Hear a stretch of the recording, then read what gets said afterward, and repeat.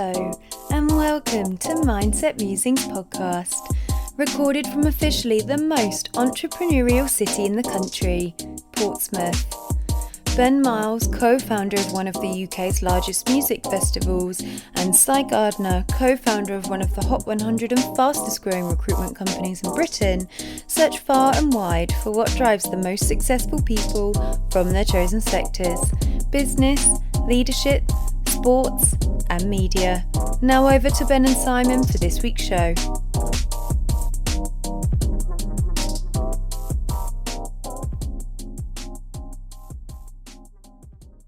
After starting her career as an estate agent in Hampshire, this week's guest burst onto our screens in the mid-90s as the face of Scottish Widows.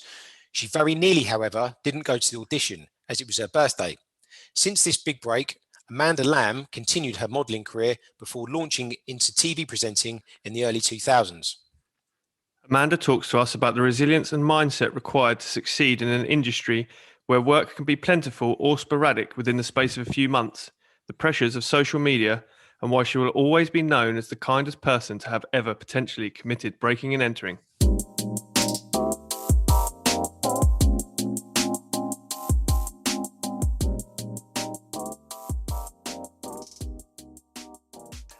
We'd like to welcome to the podcast this week, Amanda Lamb. Hello, how are you? I'm really well, thank you. How are you? Yes, good, thank you very much. Thanks for coming on to chat to us. You're so welcome. First off, just wanted to ask you about your career, really. Where did you start and how did it progress? Well, I started working at 15 in an estate agent's in Havant. And then I moved on to another estate agent's in Portsmouth. And I was quite happy with my lot in life doing that. I loved it. I really loved being an estate agent. And I always remember on my breaks, I used to drive down to Southsea Seafront and sit with my friend who also worked at the same estate agents. And we'd sit and listen to Simon Bates' Our Tune at 11 o'clock? Yeah. I mean, we didn't get any work done. It was brilliant. And we'd sit there and listen to Our Tune and then drive back to the office. But the actual, I guess what you would call modelling and presenting career came about when I was 21. And I went up to the Closed Show Live exhibition, which I'm really old now, like I'm 48. So the Closed Show Live was almost like a religious experience. I mean, when the Closed Show was on every Sunday night, everyone would stop what they were doing and watch this program. And then they started doing exhibitions. And so I went up to Olympia in London, and I got spotted by 4 different agencies. And they were big agencies. And they were like, we think it would work. Would you be up for giving it a go? My dad thought I was mad because I came back to Portsmouth and I said, look, these guys have offered me this job, shall I go up and give it a go? And my dad was like, what do you want to do that for? You've got an amazing job. Why do you want to give it all up? And my mum was like, go, just go. And if it all goes wrong, you can always come back. So I drove up the A3 in my knackered old Ford Escort and didn't work for a year. Because I started modelling just as the whole Kate Moss and heroin chic thing came about. And I rocked up with boobs and hips and curves. And they took one look at me and was like, yeah, you've missed the boat. The supermodel curvy era was about, 6 months ago. So I didn't work it was a year. I mean, I cleaned houses, I worked in a bar, but I didn't give up because I liked it up there. And I thought, oh God, this is quite interesting. So I just kept going. And then Scottish Widows came about. So, then it sort of made a bit of a change. I was going to ask you about that because that's what most people will probably know you for from the early days of your career. Mm-hmm. Would you say that was your big break that opened a lot of doors for you? It was a really interesting one because it did open a lot of doors. But it also had a sort of slight flip side because I couldn't talk in the commercials. I was meant to be all sort of enigmatic and mysterious. So although you saw my face, you didn't see anything else. It was all cloaked, wasn't it? It was all very mysterious. So a lot of the time I didn't get jobs because it was so recognizable. And a lot of the time, because I wasn't sort of using my personality as such, it was a sort of double-edged sword. But having said that, it was the most amazing gig. Like I was photographed by David Bailey. I got flown all over the world to do the commercials. We shot, ironically, we never shot them in Scotland. We did them in Spain and France and South Africa. And that was an incredible experience. There's a girl from Lee Parks, stood in these Drakensberg mountain regions with like zebras roaming around the fields, thinking, how has this happened? So it was a lovely thing to be a part of. It was an incredible gig to have. How did you get that gig, out of interest? I very nearly didn't, because the casting was on my birthday and I'm born in July. So it was a baking hot day and I'd arranged to go to Richmond Park for a picnic with some friends. And I got the call saying, there's a commercial casting in central London. And I was like, oh, you've got to be joking. It's such a faff. And I went in any case, because, I've got FOMO and I didn't want to miss out. So I went in.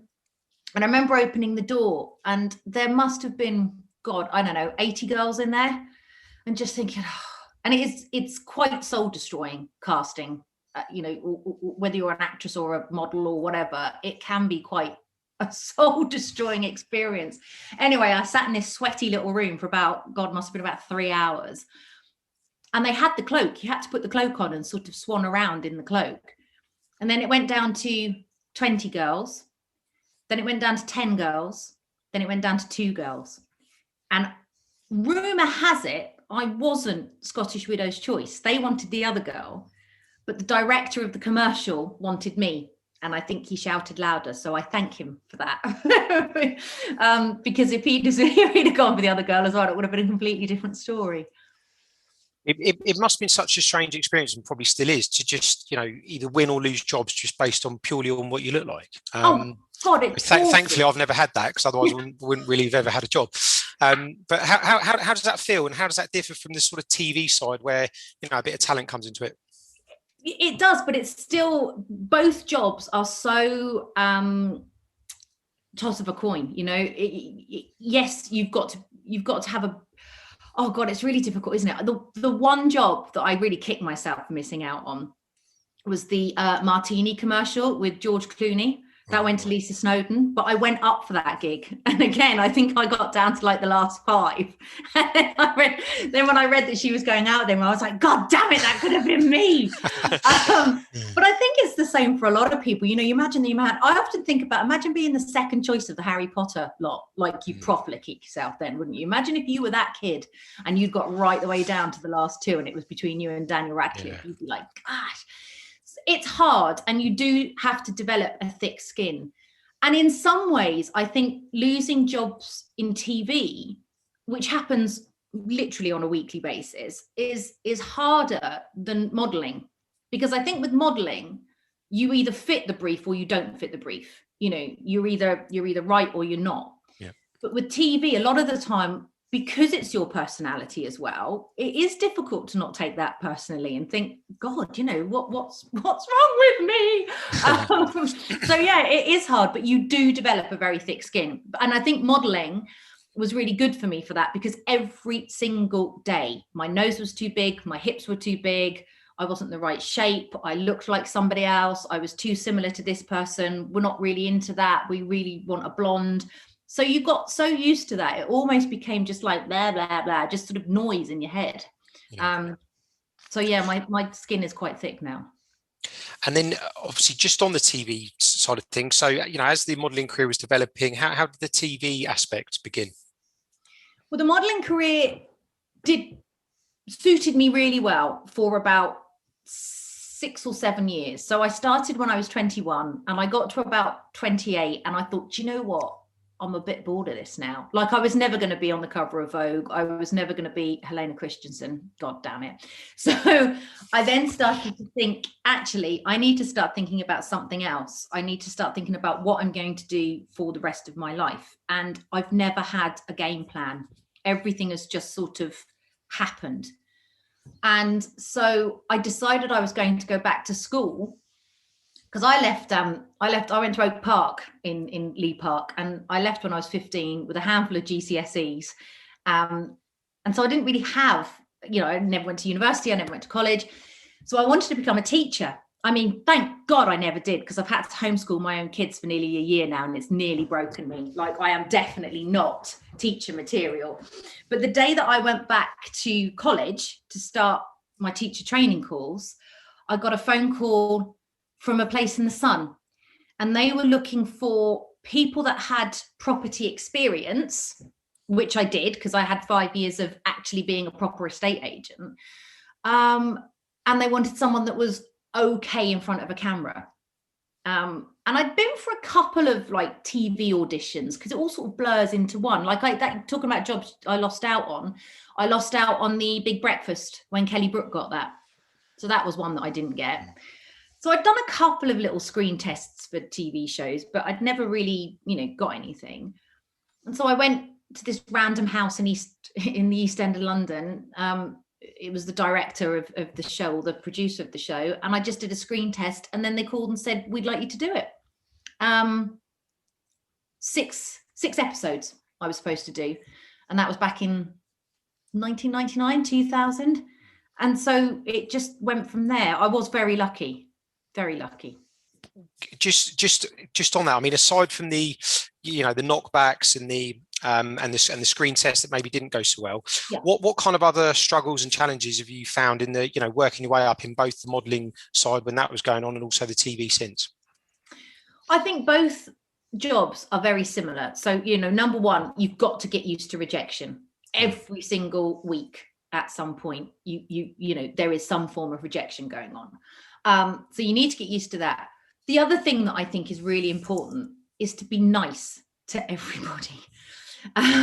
Because when you're working on again, whether you're modeling or TV presenting, every job you will have a different set of people. It's not like going to an office every day where you've got the same people, the ones that drive you nuts, the ones that you get on with, the ones that you can't bear.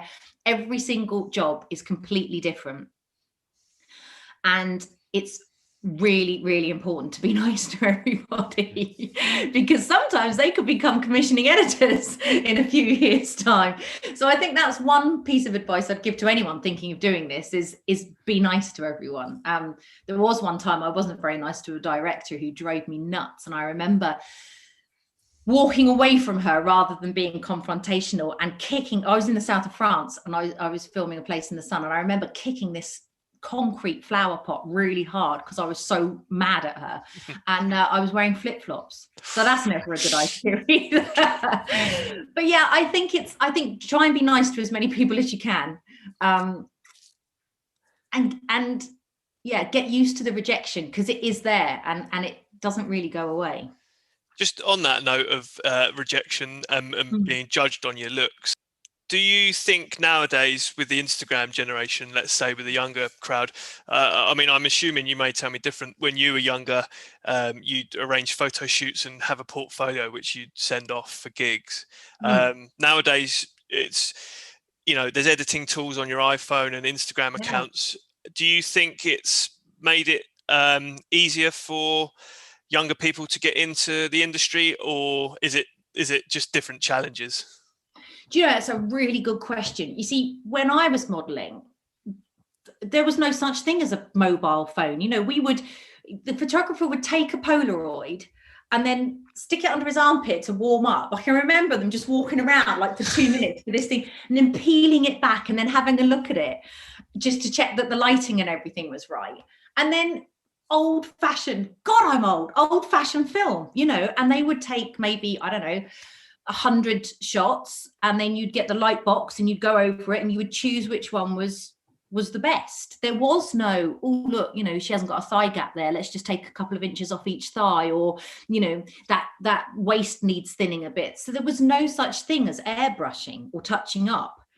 So in a way, I think it was a much easier time, because although supermodels or models still looked incredible, and that was because, we were in, a studio for sort of 3 hours before we even got put in front of a camera.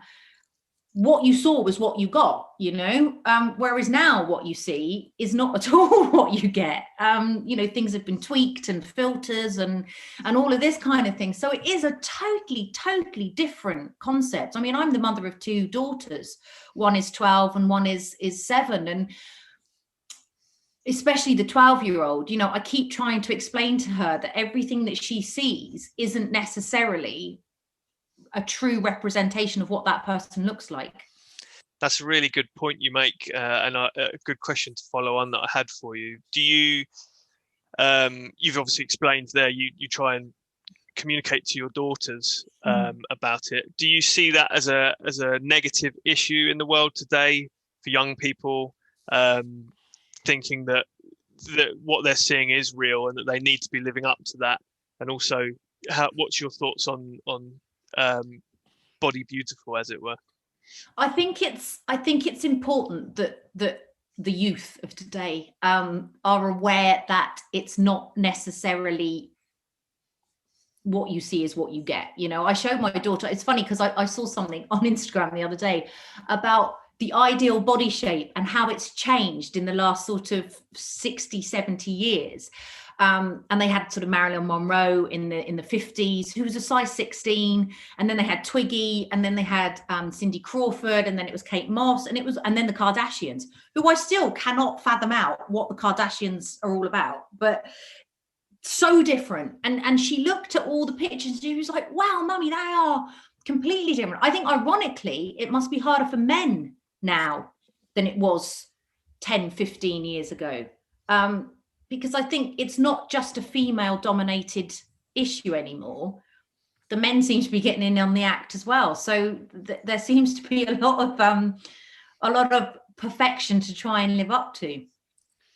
Yeah, definitely. I think, you know, technology has changed, and you know, with it, you know, most industries. So, you know, how's kind of maintaining your brand changed over that period? Oh God, it's interesting, that one. I mean, my brand I never really think of myself as a brand. Do you know what I mean? I sort of just crack on with whatever comes my way. I think from a personal level, it's changed completely. God, you know, in my 30s, I was single. I was traveling the world, doing Place in the Sun. I could take any job I wanted at the drop of a hat. And then I had babies, which meant that I didn't want to be away. I didn't want to travel. And that had its sort of challenges. Well, you know, as all people with children know, it has its challenges. So my brand is sort of, I guess, if you look at the trajectory, it's been a bit like a kind of roller coaster. You know, it went up and then it went down, and then I was Place in the Sun, and then it went really quiet for a while, and now it's coming back up again because I've got a new show that I'm just about to start filming, which is lovely. Instagram, I've finally got my butt into gear and started doing that, which I'm actually really enjoying. So yeah, it's sort of, I think it's constantly evolving, and I think that's the thing, is to try and not reinvent yourself, because, you know, I'm way too long in the tooth for that, but to just constantly look at different things. I've finally got the hang of reels. I mean, that's just farcical, like this nearly 50-year-old woman attempting to do reels, which is just a joke. But I think it's working out what your audience wants as well. Do you know what I mean? That's another important thing. You know, it's no good me trying to do TikTok, because that would just be completely ridiculous. But Instagram works, and it works for my followers, and it works for my brand. So no, definitely. I mean, you touched there on the ups and the downs and the foreign travel and the periods without work, etc., etc.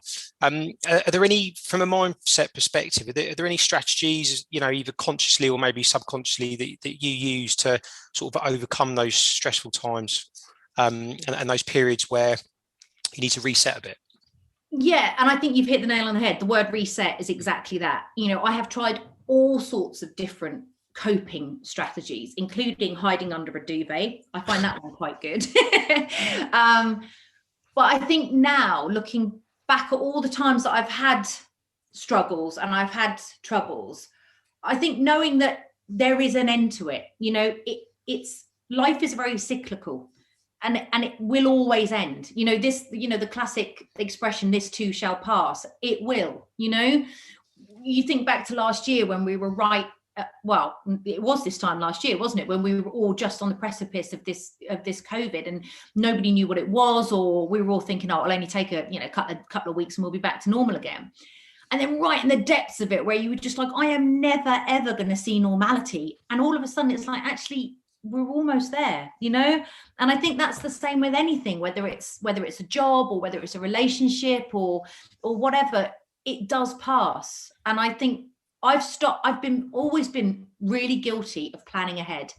I've never been in the now. I never just do this, I never just think I'm going to do a podcast with you guys. I'm like, right, I'm going to go and do it, and then tomorrow I'm going to do this, and at the weekend. So I've really fought hard to just stop and be in the now. And I think that actually is quite an interesting and useful tool. That's really interesting you say that. We've had a conversation on this podcast about enjoying the process. So not getting too fixated on the end goal, but enjoying the process along the way.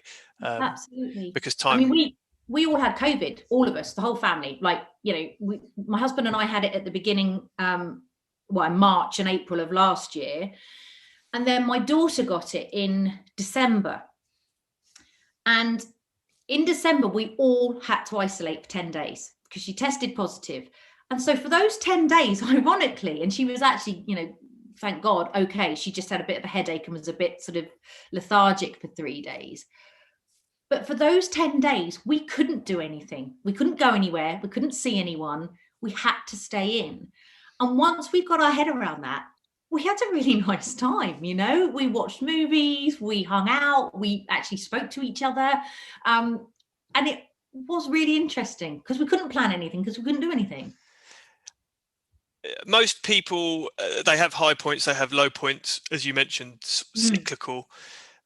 We've touched on your break with Scottish Widows and going into TV presenting. Is there any particular high point of your career? And a second part to that question, could you identify maybe the lowest point of your career, which has helped you project onwards?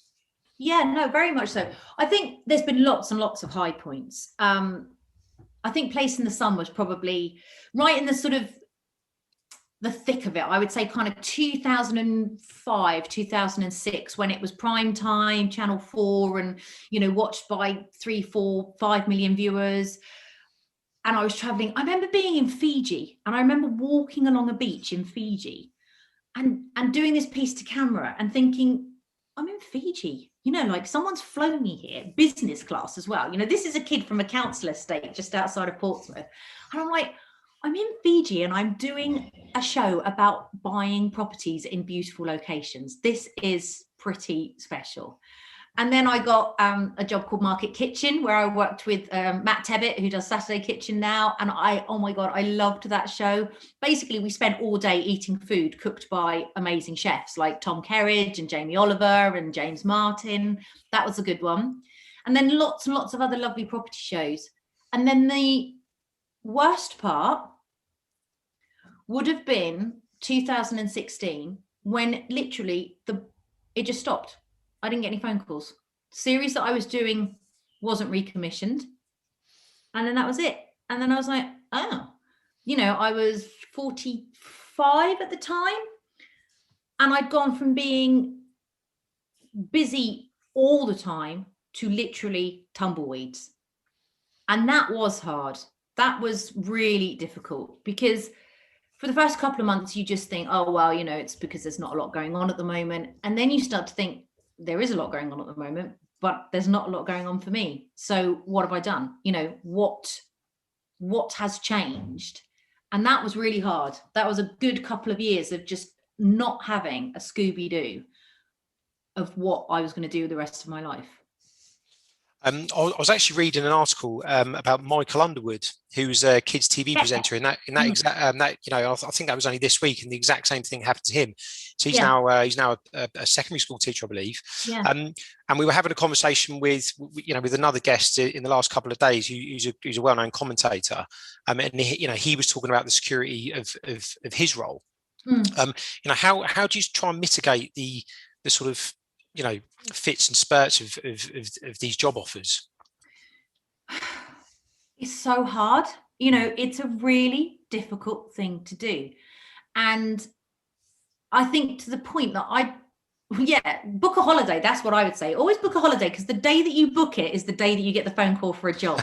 So if anyone is desperate, spend loads of money on a holiday that you can't cancel, and then you'll get a job. Because I remember last year, we have a little house down on the coast of Devon, and I got down there on the Sunday, ready to spend the whole of the August summer holidays down there, and on the Tuesday I got an offer of a 10-part series for the Discovery Channel. So, and it literally came out of the blue.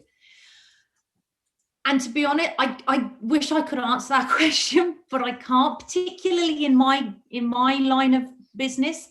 It's not like working in IT or I don't know, the hospitality industry or whatever. It's such a hit and miss, arbitrary lifestyle. You have no clue what's around the corner. And maybe that's something that kind of keeps you going and stops you from giving up. Because I have come close a few times in the last few years where I've just thought, right, that's it. I'm going to literally give up. I'm going to not have an agent anymore. I'm just going to stop. But then there's always that little niggle that sort of says, oh, go on, just keep going. You never know what's going to happen. You never know what's around the corner. How has your public persona impacted on your private projects or life away from the camera? Has it always been positive, and do people feel like they know you when they first meet you?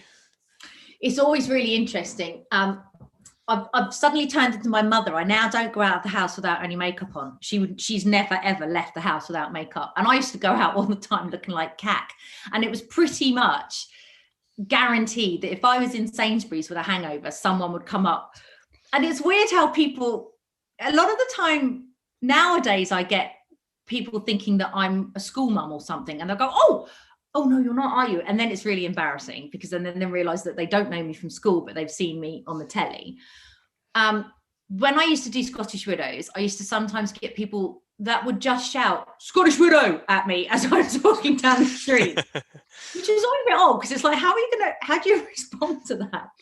But yeah, most of the time people have been lovely. I do remember once being in a service station and somebody coming up to me and going, oh, you're Kirsty Allsop, aren't you? And I'm like, no, I'm not. And she went, oh, no, you're the other one. And I went, yeah, that's right. And she went, I have to just say, you're much prettier and thinner in real life than you are on the telly. And she just left. And I was going, I think that's a compliment, but I'm not quite sure. So the vast majority of the time, people are really lovely, and it doesn't really impact unless I'm telling the kids off in the park or something, and then my husband would be like, public space. So I try to, because again, guaranteed, that's when I'll get spotted. But it hasn't really impacted. I haven't got paparazzi outside the door or anything. Well, not anymore. In any case, I used to sometimes in place in the Sundays, but nowadays they've got far more interesting people to follow. Do you get back to Portsmouth much? And do you sort of think back as your time as an estate agent? Any sort of funny stories from that period? Oh God, I still love Portsmouth. I still love the South Coast. My mum lives in Cowplain now, and my dad is right in the shadow of Fratton Park. So I still come down. And actually, what I need to start doing, because when I go down, I go and see my parents and I hang out with them, and then I come home again. But recently pre-COVID, I went to see my dad. And then I went along and took the girls down to the Hot Walls, and we went down to Southsea Castle. And it's so different now to when I was growing up. When I was growing up, I was trying to think about the nightclubs that were around, and Joanna's was still going. Can I just say I've never been in, ever. Fact. But we used to go to the Pyramids. Remember the Pyramids? That club that was at the Pyramids and Fifth Avenue. They were the sort of places that we used to hang out. And Ellie J's in Guildhall Walk, which was like religion. Like we used to go every single Sunday night. And I remember you used to say to my friend Ruby, oh, could you imagine not coming here? Could you imagine staying in on a Sunday night? And now, the other week I sat watching Antiques Roadshow, thinking back to those Ellie J days and just thinking, oh, it was like a lifetime ago. But yeah, I do come down a lot, and I loved working as an estate agent there. I used to work for GA Property Services opposite Waitrose in Marmion Road. Lots and lots and lots of stories. Would you like a couple? Go for it. Yeah. In fact, I have to talk to whoever it was that used to live in number 2 Bolton Road in the early 90s, because we'd had this house on forever. Like, I mean, well, we must have been trying to sell it for about eight or 9 months. And it was on with every single estate agent in Portsmouth. And it was owned by a guy who used to have it as a student house. When he was in the university there, and he used to come down and use it at the weekends and basically trash it. It was like men behaving badly. You can imagine, can't you? And I had a viewing there on a Saturday morning, so I went, and I went in about 20 minutes beforehand with 2 bin bags and some rubber gloves, and I basically cleared the place. Like, I made the beds, I sorted the toilets out, I got rid of all the ashtrays, there were curry cartons everywhere, opened all the windows, spruced it up, did the viewing, and then on Monday morning we got an offer. I was like, yes! So I called him and I was like, oh, Mr. whatever his name was, good news, we've got an offer on the house. And there was this silence, and he was like, I sold it 4 months ago through the Halifax. So whoever bought the house from them was as messy as he was, but never changed the lock. So if you ever lived at number 2 Bolton Road, it was me that tidied your house up. That's a great story. Right, we're conscious we're running out of time, so just one final question, just about future plans and ambitions. Really, what projects have you got in the pipeline, and what other stuff are you hoping to achieve?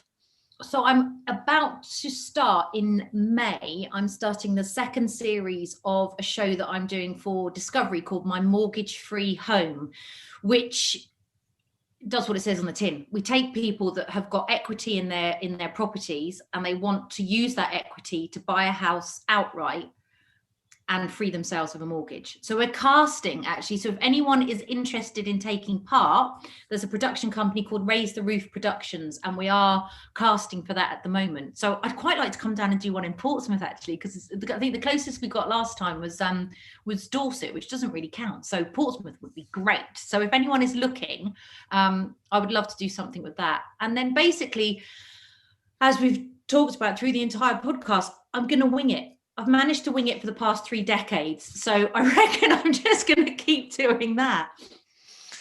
Amanda, thanks so much for your time and talking to us on the Mindset Musings podcast, and all the best for your future endeavours.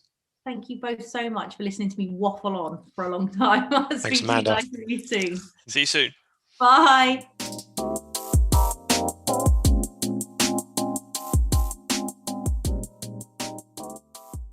Yeah, really interesting chat there with Amanda. What a lovely lady. Lovely lady. Lovely lady. Just a lovely chat. And obviously, we don't want the consistent theme to be Portsmouth here, but we are 2 lads from Portsmouth, and I think the city does get overlooked sometimes. I think it's an important place, a lovely place these days to come and visit. But yeah, it's nice to see someone locally that's gone and achieved things, and she, again, we've had quite a few modest people on this podcast so far, haven't we? But certainly puts things down to a lucky break. Her sort of catchphrase, if you like, was sort of like winging it, and she might well think that, although again, she just might be being modest, but. I'm a firm believer, and I know you are. If you do things that other people aren't prepared to do, you will end up getting results that other people haven't either had yet or won't ever get. And I know you're big on the sort of luck side of things, but her lucky break, if you like, was Scottish Widows. But let's face it, she went to an audition. Cancelled her birthday arrangements, went to an audition on her birthday, 80 people were there. She wasn't first choice. She fought tooth and nail and ended up getting that gig. And, a lot of other people would have said, oh, you know what, it's a bank I haven't really heard much about. I'll wait till the next one. Yeah, and don't forget, she mentioned she went, was it almost a year, I think she said, without work at all, and she had to fall back on cleaning jobs and bits of other part-time work. So as you mentioned, it's a thing that I'm big on. I wouldn't say it was luck in terms of pure luck.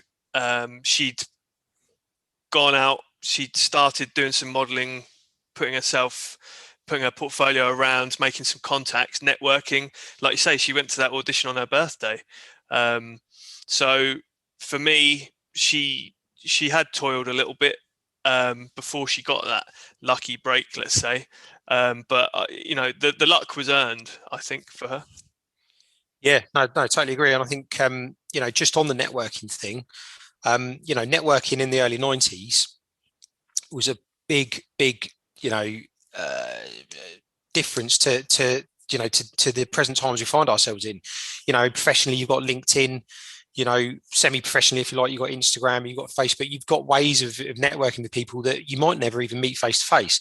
Whereas her tip was to be nice to everyone, and I think it's so true. Back in the 90s, you can imagine these things where people do trampoline through careers. You see the likes of Chris Evans and stuff. They start as presenters. They end up as almost bigger than the radio station or the TV station that they started presenting at. These people have got big says in what happens. So to have a career that's going to be meaningful, and if you end up meeting 500 or 1,000 influential people during your career, just being nice to them is half the battle, especially in the 90s where it's either done on landline, letter, or face to face. Yeah, that's right. And I was really, really impressed with her attitude around that. And especially towards body image, where her mindset towards it was nowadays self-consciousness amongst, everyone, but especially younger people, as we talked about with the Instagram generation, is quite a big thing. But she kind of channeled her mindset into the fact where she was used to being told that she was too curvy, or she worked in an industry where you were told like your certain features on your face didn't fit the profile, and rather than letting that affect you personally and becoming self-conscious and too self-aware, she just quickly recognized that it was just part of the job and part of the industry that she was in, and she just moved on to another audition or another gig. And that's not to say that any form of discrimination is acceptable, but it's just interesting how she formed her mindset just to become aware of that's how the industry operated. And if she wanted to succeed, she just needed to like you say, network and follow opportunities when they came around for her. Yeah, again, sort of a sign of the times. Back then, you made a great point that people you had to get a sort of portfolio together and mail it off or courier it off to people, no doubt, or get it reprinted or whatever.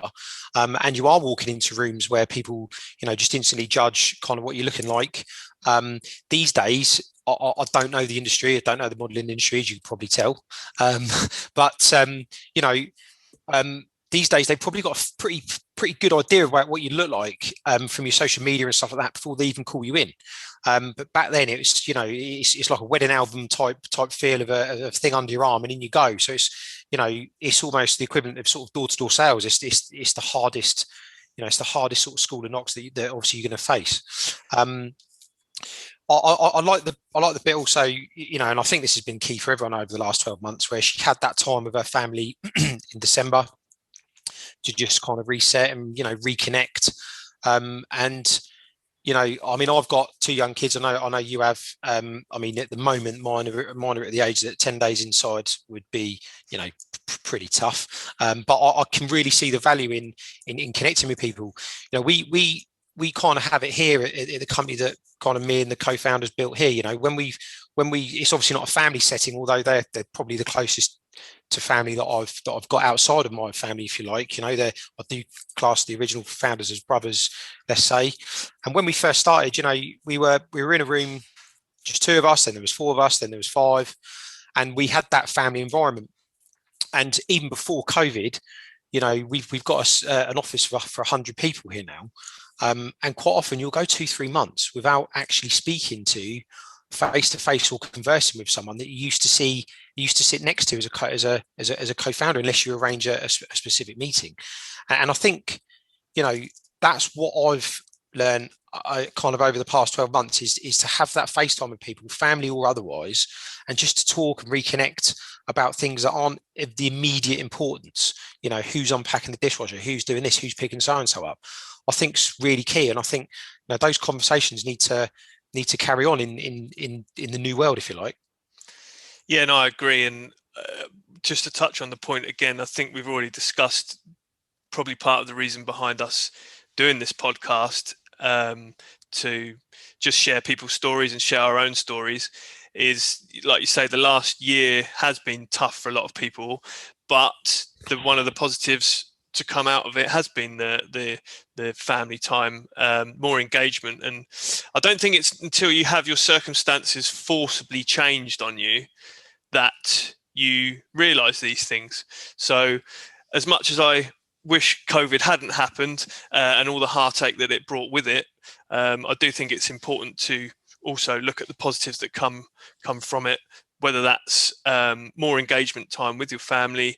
Maybe you're thinking about doing the career change that you've never really had the confidence to do, or maybe you're thinking about pushing on and building bigger plans for stuff you're already doing.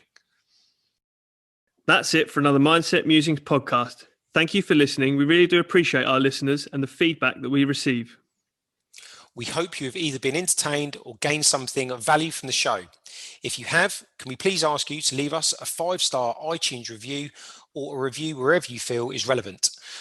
Please feel free to follow us on Instagram at mindset.musings. Our personal Insta handles are included in the bio. Drop us a DM. We'd love to hear from you. See you next time.